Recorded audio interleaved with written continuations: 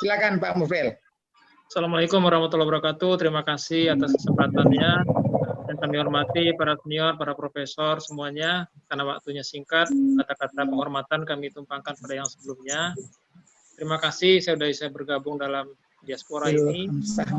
Pertama-tama mungkin Mak Fas dan para senior, kekuatan orang Minang ini sudah diakui oleh nasional maupun global, bahwa mereka lebih banyak kepada menggunakan cendekiawannya, keilmuannya dalam bidang diplomasi dan dalam segala bidang.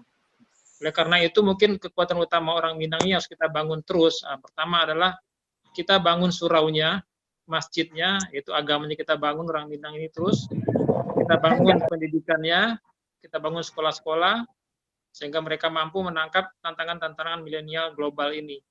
Yang ketiga adalah kita bangun pasar-pasar, tempat-tempat bisnis, sehingga dimanapun orang Minang yang punya bakat berdagang dari dulu sampai sekarang, itu bisa menyesuaikan dengan kondisi tantangan zaman yang sekarang ini.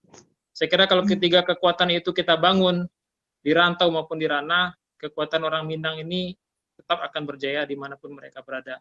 Saya kira itu mungkin Mas Fas yang perlu kami sampaikan. Terima kasih. Bagus, terima kasih Pak Mufril.